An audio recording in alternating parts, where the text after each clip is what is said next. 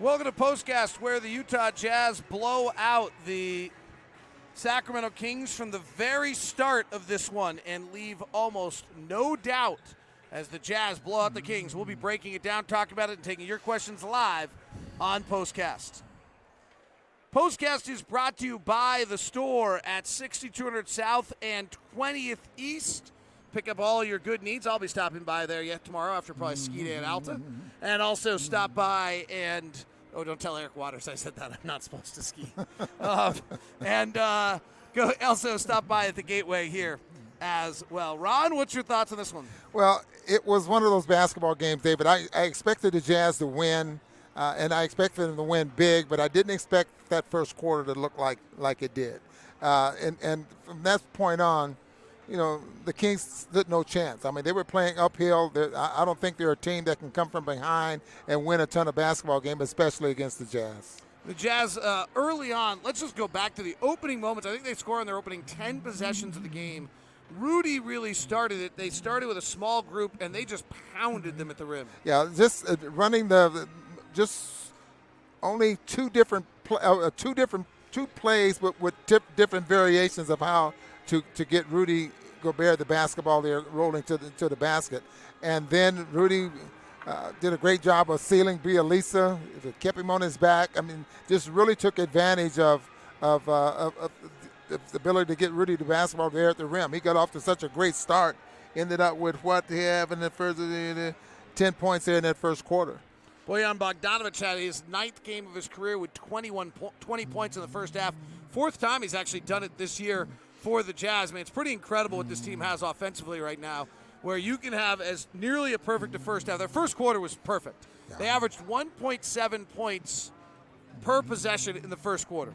They averaged 133 by the half, and they did it with Donovan Mitchell not having a huge impact. Yeah, and you were talking about Bojan. Bojan's scoring looks easy, and I think that's key to a guy that can put the ball in the basket. Does the game slow down for him? He just knows how to get it done or when to get it done. Because sometimes he'll go down low and post a guy up or a player up just to shoot a 13-footer. And he just knows how to get it done. So I'm very impressed with the way he makes the game look easy. The other aspect tonight was the return of Mike Conley, who was on a minute restrictions at about 16 minutes. He played 15. That'll continue to grow. Sacramento's not the model to answer this by. Sacramento, I thought, looked awful tonight. But, Ron, I will tell you, your eyeballs looking at who's on the floor for the Jazz tonight look pretty incredible for the whole night. I mean, there are 2 or 3 borderline star players on the floor at all time. I mean, Jordan Clarkson's not a star, but he's a bona fide scorer. The 5-man lineups we had on the floor tonight, wow. That looked awfully good going forward. I mean, just thinking about, the second half of the season, if everyone stays healthy, what the Jazz have and the options that Quinn has of putting what he's putting out there on the floor. I thought that Conley would have been nice for him to come in, knock down a couple of quick buckets. He didn't approach the game that way. I mean, he stayed within the offense, was able to swing in the basketball, got an assist. I think he only missed one shot there early because that was I think he only took one shot.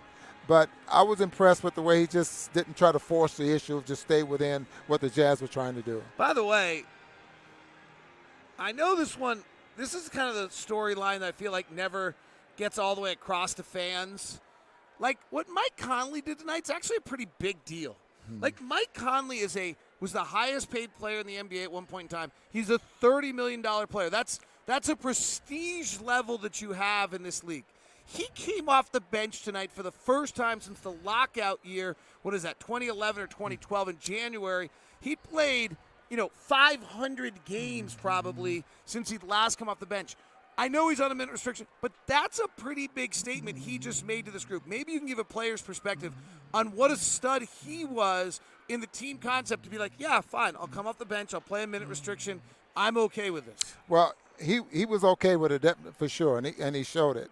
Sometimes the ego gets in ahead of what the coach wants to do or your ability or something like that. I was telling Thurl Bailey before the ball game, I don't think I would have been comfortable with that, knowing that I didn't lose my starting lineup. But, the Jazz are playing so well, so hats off to Mike Conley for recognizing and knowing that this is his 12th, 13th year in the league, and it's going to start to deteriorate sometime. And also, tip of the hat to the whole organization to have the atmosphere that Mike feels okay with. There's also got to be a trust level between Mike Conley and Quinn Snyder. That if Mike Conley, I would suspect Mike Conley starts again at some point this year. I don't have a feeling that this is Mike Conley is coming off the bench for the rest of the year. I don't know that, but Mike Conley's not a bench player in this league. So, I think that you'll see Mike Conley work his way back up, and eventually that change will have to be made. But there's a trust level that opportunity will be there, and that's why he's took tonight. I mean, it's a big deal what happened tonight with Mike Conley. It really was. I think Quinn probably had a long conversation with Mike, and they got on the same page on how they were going to approach this game. They knew that he was going to be on, 16, 17-minute restricted minutes out there on the floor that he was going to be able to play. And so we'll monitor these minutes this way. So Conley was very much comfortable with that, I say. Josiah Johnson with Moutier losing minutes, with Conley getting very few minutes. Where do the rest of them come from?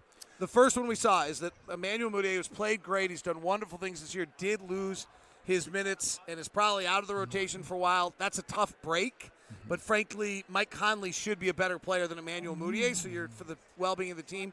But Emmanuel Moutier has done amazing things. I think he's changed his image in the league. It's been very successful for him. He's just going to, you know what? You're right. There's another 14 or 15 minutes, and it's going to be 3 of Donovan's and 3 of Joe's and a few of Royce's, and it's just going to kind of be everybody's, and hopefully that makes us a better team. Well, Quinn will figure it out. Yeah, he'll figure it out because every player on this team gives you something good, give you something different. Moutier, he filled in, did a great job. I thought he changed his game enough to the point where it was he had so much respect when he went into the basketball game. So I won't say that he's going to be totally out of the rotation, but I think Quinn will figure it out to the point where he's going to get some minutes, and he's playing well. He'll get extended minutes. But we'll have to wait and see. Jazz blow out the Sacramento Kings 123-101. We probably need to just re-mention how dominant Rudy Gobert was in his plus 32.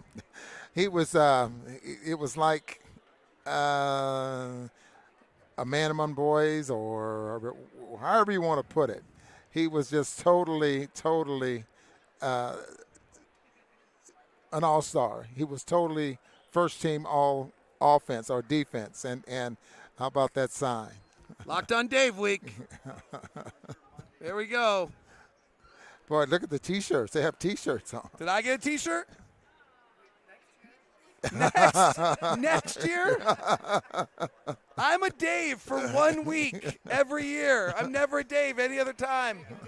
And I want one thing for my Dave Week T-shirt, a mudslide cookie on it.